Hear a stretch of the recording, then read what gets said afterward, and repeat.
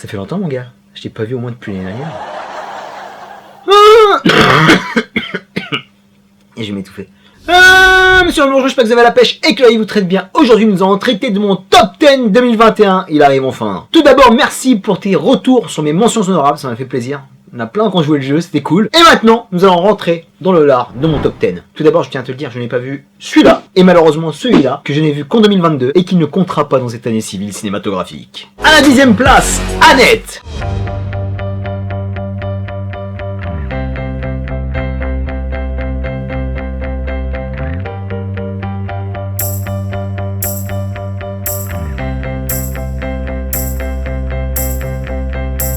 So may we start. So may we start. Comme je te l'ai souvent dit, je ne suis pas pote avec la comédie musicale, mais c'était le festival de Cannes, c'était le retour des salles de cinéma. Et j'ai complètement été emporté par le souffle baroque de cette expérience que nous propose Annette. Dans les Alpes avec Annette.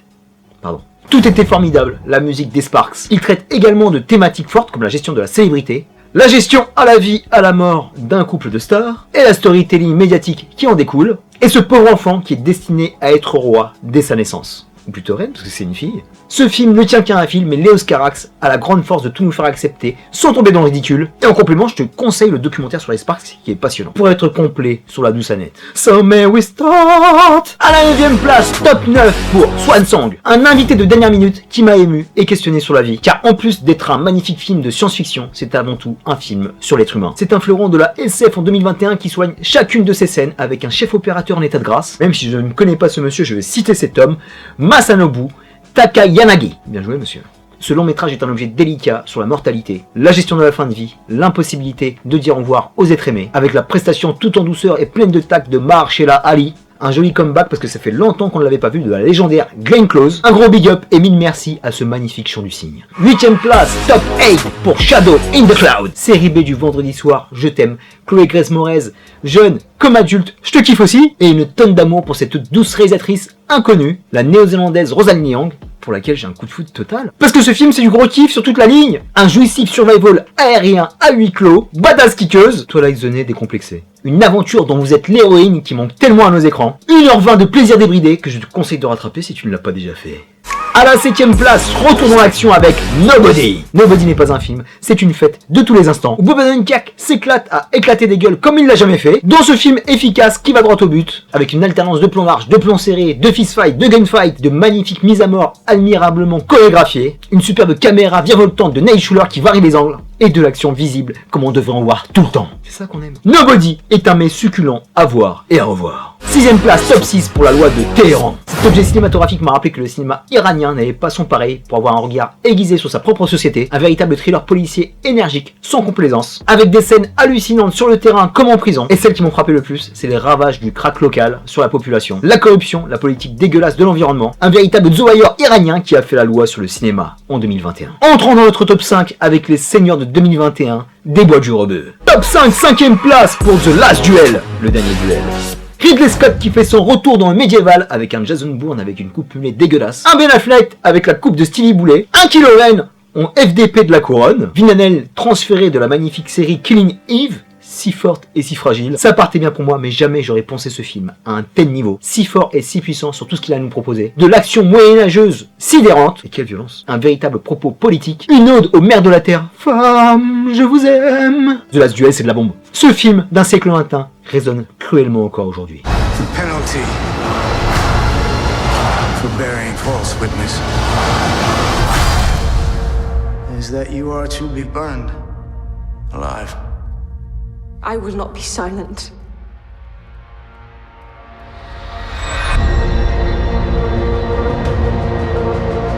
Quatrième place, top 4 pour le sommet des dieux. Jamais un animé m'a fait ressentir autant de pression et de compassion pour chacun de ses personnages. On ressent chaque doute, chaque souffrance, le froid sur notre épiderme, à travers cette ascension qui est une quête d'absolu, où chaque faux pas te rapproche un peu plus de la mort, où ton mental peut lâcher à tout instant face à l'immensité de ces montagnes qui sont imprenables, une animation parfaite de haute altitude, où chaque flocon de neige te paraisse réel, où le travail sur le son est phénoménal. Le sommet des dieux est un sommet de cinéma. Pourquoi tu fais ça?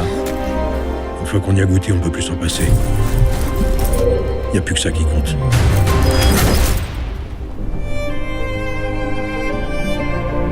Et attention, podium, 3ème place, top 3 pour Dune, l'alchimiste québécois. Denis Villeneuve frappe encore avec l'adaptation de l'œuvre éponyme de Frank Herbert. Ce premier épisode d'une peut-être trilogie est un tour de force, car il a réussi à nous présenter cet objet culte avec intelligence, volupté où tous les production design sont contemplatifs, un sommet sonore et visuel, où c'est tellement mieux de shooter dans des décors naturels que des fonds verts, merci, pour être encore mieux immergé dans cet opéra moderne, épique, galvanisant, qui sonne comme l'œuvre somme de Denis, je t'appelle Denis parce que t'es mon pote, tellement je te kiffe, qui à contrario a limite mondier pour avoir sa suite, alors que la médiocrité au niveau cinéma est dupliquée à l'infini. Je ne cite personne mais tu vois de qui je parle. Donc tout ce que je peux dire avec cette mise en bouche, vivement la suite. Where the fear is gone,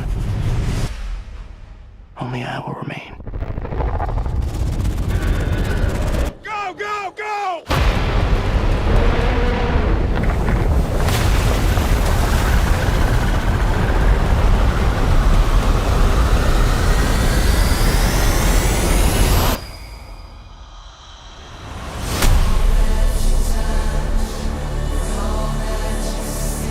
Deuxième place, top 2, ô combien mérité pour Julie en 12 chapitres. À chaque fois que les films norvégiens traversent nos frontières, ils font rarement le voyage pour rien. Et Julie en 12 chapitres ne déroge pas à la règle. C'est le film de la zone grise que je kiffe tant en 2021, où la truculente Julie ne sait jamais si elle prend les bonnes décisions. Elle a même tendance à faire un peu de la merde, mais elle agit à l'instinct, son véritable profonde réflexion, avec un lâcher prise total, mais ô combien inspiré avec une mise en scène captivante et une voix off tellement élégante. Ce film est passé maître dans la façon de saisir les lieux, saisir l'instant. Julie arrive à glisser avec fluidité dans différents registres. Fausse rom-com, vrai mélodrame, qui est déjà pour moi le portrait d'une génération de trentenaires complètement paumés, qui sera une œuvre culte dans les années à venir.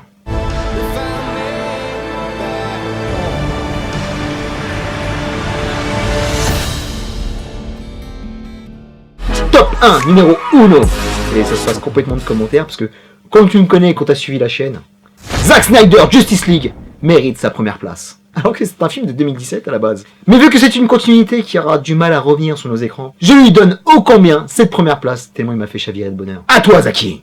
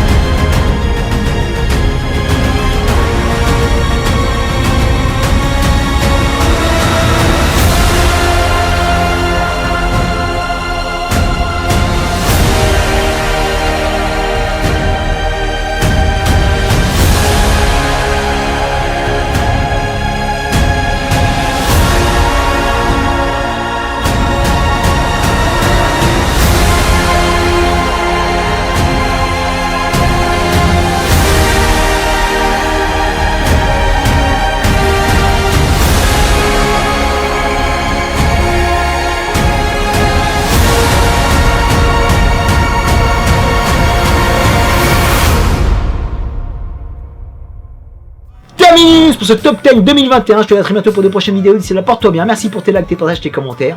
N'hésite pas à me laisser un petit commentaire de ton top 10 à toi. Reste connecté parce que dans les jours à venir, on va parler séries avec les meilleures découvertes séries de 2021 parce qu'on a eu des magnifiques. Plein de gros bisous, peace and love.